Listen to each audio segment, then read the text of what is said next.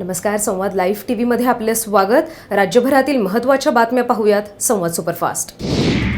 श्रीनगरमध्ये विमान अपघातात शहीद झालेले पायलट निनाद मांडवगणे यांचं पार्थिवास त्यांच्या मूळ गावी नाशिकमध्ये आणण्यात आलं. सध्या भारत-पाक सीमेवर तणावाची परिस्थिती आहे आणि अशावेळी कर्तव्यावर असताना काल जम्मू काश्मीरच्या बडगाममध्ये स्क्वाड्रन लीडर निनाद अनिल मांडवगणे यांना वीरमरण आलं. आज त्यांच्यावर शासकीय इतमामात अंत्यसंस्कार करण्यात आले. त्यांच्या मागे पत्नी, 2 वर्षाची मुलगी, आई-वडील, धाकटा भाऊ असा परिवार आहे. त्यांच्या अंत्यसंस्कारासाठी यावेळी मोठा जनसमुदाय लोटला होता. महाराष्ट्र राज्य माध्यमिक आणि उच्च माध्यमिक शिक्षण मंडळातर्फे घेण्यात येणाऱ्या 10वीच्या परीक्षेला आजपासून सुरुवात झाली. यंदा 17,813 विद्यार्थी परीक्षेला बसणार आहेत. परीक्षेदरम्यान गैरप्रकार रोखण्यासाठी भरारी पथकं नेमण्यात आली आहेत. सोबतच परीक्षा केंद्रांचं चित्रीकरणही केलं जाणार आहे. केंद्रावर मोबाईल नेण्यास मज्जाव करण्यात आलाय. परीक्षेसाठी विद्यार्थ्यांनी वेळेआधी अर्धा तास परीक्षा कक्षात उपस्थित राहणं आवश्यक आहे. नव्या अभ्यासक्रमाची ही पहिलीच परीक्षा असल्यानं मुलांमध्ये काहीसा तणाव पाहायला मिळाला. शिरूर पोलीस स्थानकाच्या पोलीस निरीक्षक पदाचा नारायण सारंकर यांनी काल पदभार स्वीकारला. पोलीस निरीक्षक कैलास घोडके यांच्या सेवानिवृत्तीनंतर सारंकर नवे पोलीस निरीक्षक म्हणून रुजू झालेत. काल रांजणगाव महागणपतीची आरती करून आणि ज्येष्ठ समाजसेवक अण्णा हजारे यांची भेट घेऊन नारायण सारंकर यांनी पदभार स्वीकारला. तडफदार आणि दबंग कारवाई करणारे पोलीस अधिकारी म्हणून सारंकर यांची ओळख आहे.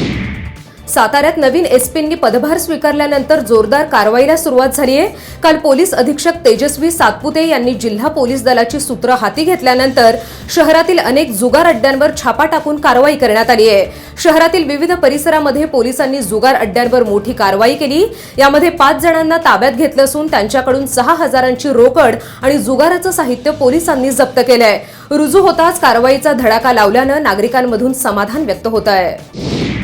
रस्त्याने जाणाऱ्या नागरिकांना विनाकारण अडवून लूटमार करणाऱ्या टोळीला पिंपरी पोलिसांनी ताब्यात घेतलंय. गेल्या आठवड्यात पिंपरीत एका नागरिकाला अशा पद्धतीनं अडवून लुटण्यात आलं. त्यावेळी स्थानिकांनी या टोळीतील एकाला पकडून पोलिसांच्या ताब्यात दिलं. त्या आरोपीकडे चौकशी केली असता त्याच्या इतर 2 साथीदारांना काल पकडण्यात आलंय. विजय उर्फ बन्या दत्तात्रय सरोदे, विजय म्हसू कांबळे आणि किशोर नारायण ढवळे असं अटक केलेल्या तिघांची नावं आहेत. या आरोपींकडून तब्बल 1,84,850 रुपयांचा ऐवज जप्त करण्यात आला आहे. इंदापूर तालुक्यातील निमसाकर येथे सामाजिक वन विभागानं शेतकऱ्यांच्या उभ्या पिकांवर जेसीबी मशीन फिरवलाय. कोणतीही पूर्वसूचना न देता केलेल्या या कारवाईमुळे शेतकरी मात्र चिंतातूर झालाय. निमसाखर येथे सामाजिक वनीकरणाची नीरा नदीलगत मोठं क्षेत्र आहे. त्या भागात काही दिवसांपूर्वी सर्व्हे करण्यात आला आणि काल 25 जेसीबी आणत ही मोठी कारवाई केली. त्यामुळे नदीच्या बाजूने हा सर्व्हे करून वन विभागाने त्यांची जमीन हस्तांतरित करावी आणि शेतकऱ्यांना न्याय द्यावा अशी मागणी आता शेतकऱ्यांनी केली आहे. पोलीस कोठडीतील अनिकेत कोथळे खून प्रकरणातील मुख्य संशयित आणि बडतर्फ पोलीस उपनिरीक्षक युवराज कामटे याची रवानगी आता पुण्याच्या येरवडा कारागृहात करण्यात आली आहे.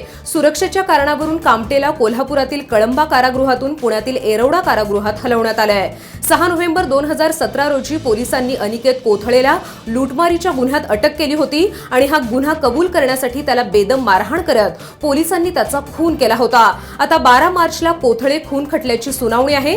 तत्पूर्वी सुरक्षेच्या कारणावरून आरोपी युवराज कामटेला पुण्यातील येरवडा कारागृहात हलवण्यात आलं आहे.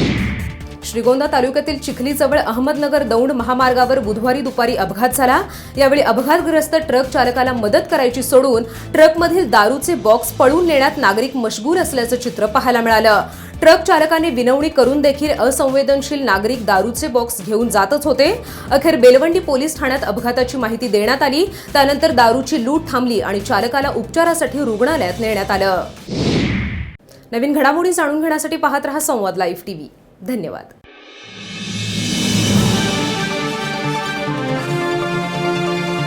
संवाद लाईव्ह टीव्ही, आपला विश्वास, आपलं चॅनल.